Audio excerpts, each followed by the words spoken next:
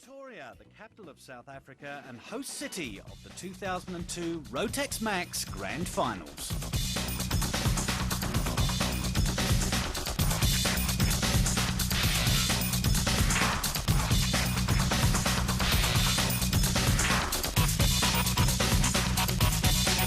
This is the brand new Bridgestone Zwartkops International Kart Raceway just west of Pretoria, purpose-built for the occasion, where 68 of the top drivers from 33 countries gathered in January to fight out what is rapidly becoming one of the most prestigious karting titles in the world.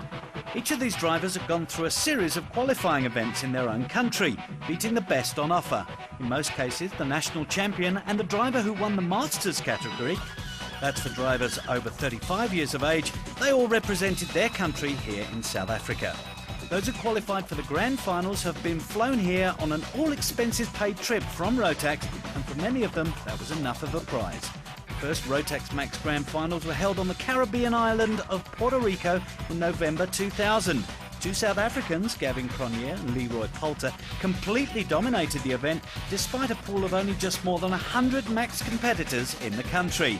In January 2002, the Grand Finals were held on the Malaysian island of Langkawi, and again the South African flag flew high, with Cape Town's Claudio Piazza Musso winning a nail-biting final to make it 2 out of 2 for a country that still boasts less than 200 Max competitors. The Rotax Max Formula is very simple. Any chassis, but controlled engines, tyres and fuel. All competitors are supplied with these free of charge for the entire event, and they literally draw the numbers from a box. The 125cc single-cylinder water-cooled two-stroke Rotax engines are all bench-tested before the event and put out a 21 kilowatt at just under 12,000 RPM. All the engines are sealed during the event and no modification is allowed, apart from carburetor jetting and throttle needle height to allow for altitude. It's a non-gearbox system with the drive to the rear axle provided by a chain, and front and rear sprocket sizes may be changed according to driver preference. Drivers are also allowed to adjust the chassis to set the kart up to their own taste. The total weight of the kart and driver has to be over 160 kilograms. The 68 drivers were divided into 4 groups, with everyone racing everyone else at least once. The preliminary races will culminate in a pre-final, last chance race and the final for the top 34, the winner being crowned Rotax Grand Final champion. Claudio, 45.2, quickest so far. Things seem to be going according to plan. Yes, I think it's the first session that we didn't have to clean the track for everybody else, because we're always out first on the track and there's always some dust or sand or cement dust. So it was the first time I'd say the track was really great and managed to put in a couple of good laps. There was no traffic. So I think that's the first time we really showed our true potential. The next session is time trials, so it was great to do it there, a bit of confidence, but obviously it doesn't count for much. We've got to do it now in time trials, that's where it really counts. Well, Brendan, from Ireland, fastest of the non-South Africans in this session. Yeah, we had a good run that session. It was the best session yet, so hopefully next time time practice is that's the one we have to go a little bit quicker, try and get there, you know. Have you found that you had to make a lot of changes from the first time out? Yeah, we have. We've done a lot of changes. Just not used to the grippy circuits and that. At home, with the cold weather, you don't get that. I was going to ask you about the circuit. What do you think of it? Yeah, it's very good, very physical. Again, it's because of grip and heat, but it's an excellent circuit. Is it difficult, easy to overtake? It's easy enough to overtake, but it is difficult. It's a technical circuit, but plenty of places to overtake, so it's very good, you know. No, I'm sure this time of the year you're not quite used to this kind of heat. No, definitely not. I think there's frost and snow at home, so it's a little bit different. But we're enjoying it. Keep out of the sun. It was certainly turning out to be quite a tough challenge in the middle of the South African summer. Hugo, you're struggling a bit? At the moment, I'm struggling a bit, yeah. I'm losing half a second at the moment. The point is the chassis is not that good at the moment, so well, I'm losing half a second, so we're going to make some big steps because we have qualifying now, the first thing that comes. I hope the big step will make half a second. We know it will be going forward, but it's just a question how much it goes forwards. The final day dawned and all the pomp and ceremony that befits an international event of this nature thrilled the huge crowd. High in expectation for not only a great day's racing, but also, could one of the local lads do it again? The Bridgestone Zwartkops International Kart Raceway was officially opened by Mr. Takasi Wada, CEO and Chairman of Bridgestone Firestone South Africa, before each competitor received his commemorative medal.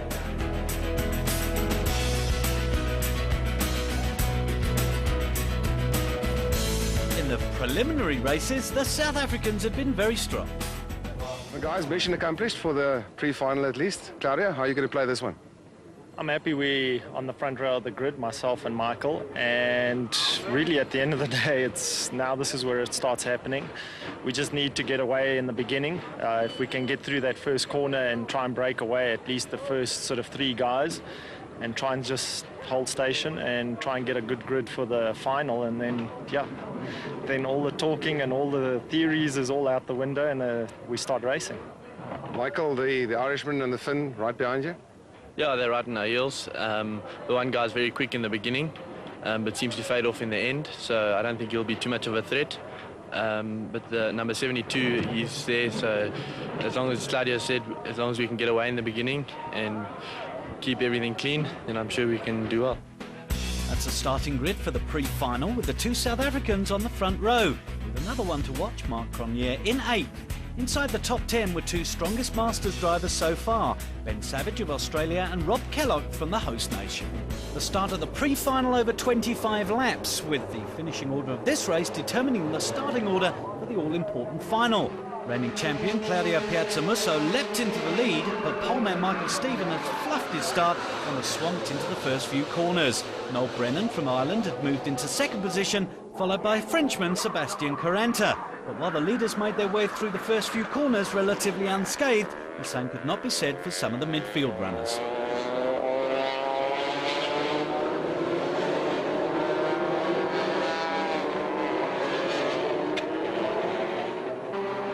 The battle up front had developed into a 3-way affair between Brennan, Piazzamusso and Caranta. But the man on the move was South African Marc Cronier, already up into 4th position from 8th on the grid. He was closing fast as the 3 leaders chopped and changed positions, slowing each other down.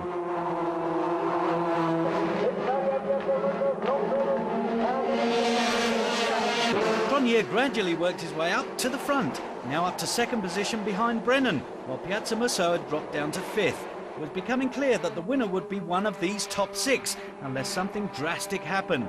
A brilliant move down the inside of Brennan saw Cronier taking the lead. The South African had won 2 of his 3 preliminary races in emphatic fashion, and he was clearly on a mission.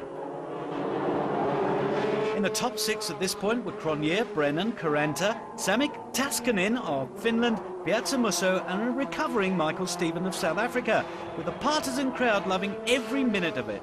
Piazzamusso, however, did his chances no good when he tangled with Australian Ben Savage, the resultant off dropping him outside the top 10.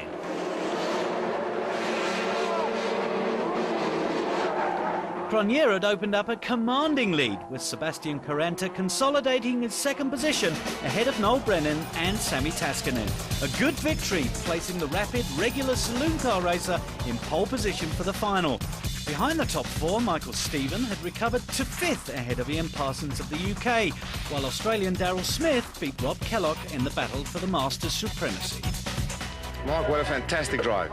Excellent. It was a great drive from our side. The other guys have got some pace, so it's a little bit worrying going into the final. I'm just going to have to find something out the bag and just put my head down and go. I tried to do that earlier in the race, but I could feel them behind me. There was one moment that you had us very scared. Yeah, unfortunately, you give it your all, and I was lucky to come off. So to the final, where a new champion will be crowned. 30 laps of the challenging 1-kilometre figure-of-8 circuit, and Marc Cronier kept his cool head, emerging in the lead from pole position. Chasing him was Sami Taskinen, into 2nd from 4th, and Noel Brennan. But almost inevitably, somewhere on the first lap, there's always a midfield shunt, and this was no exception. New Zealander Carl Wilson was lucky to get away with that. Cronier, Taskinen and Brennan began to break away, but an engine problem caused a premature end to his efforts for Stefan Jansson of Sweden. Up front, a fierce battle had developed, with Taskinen having gone into the lead and Parsons getting past Brennan into 3rd. Cronier would have none of it though, and retook the lead at his favourite spot. Taskinen had lost momentum and was coming under attack from Ian Parsons. This was the kind of racing that the crowd had come to see. With Cronje controlling the pace from the front, there was plenty of movement behind him, with Taskinen, Parsons, Noel Brennan and Sebastian Correnta providing spectacular action. Correnta, dropped from second on the grid, was gradually working his way up the order with a spirited drive.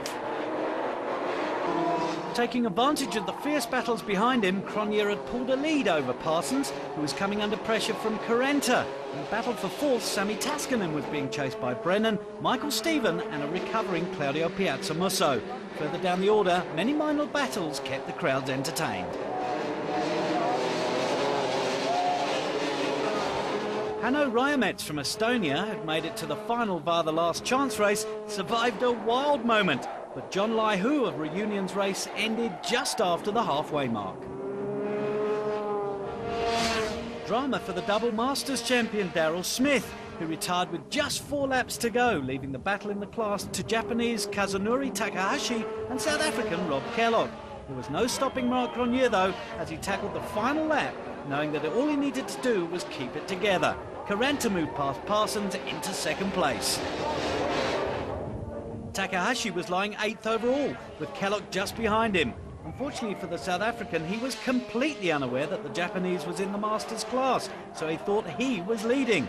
To the absolute delight of the home crowd, Mark Cronje crossed the line after a hugely impressive drive to clinch the 2002 Rotax Max Grand Finals title. Amazingly, South Africa now has a clean sweep of victories in all 3 events held so far. Congratulations from the outgoing champion Piazzamusso. After the race, second place man Sebastian Correnta was found to be under the minimum weight, so he was excluded, which moved Ian Parsons into second and Piazzamusso into third, making it 2 South Africans on the podium. Mark, champion of the world, how do you feel? On top of the world, I must say. The hard work and effort paid off in the end. I had a lot of bad luck follow up to the event, but it was worth it. It was worth it. In front of the home crowd, couldn't have asked for anything better. That must have been the hardest, longest race of your life. Most definitely. About 20 laps into the race, I hit the curb and bent my shaft again. So I was just worried about the chain coming off and just put my head down and prayed. And yeah, I managed to stay together. All smiles on the podium, and who could blame them? Especially Parsons, who didn't expect second, and likewise Piazzamusso. Yeah, and fantastic. You came through from nowhere virtually.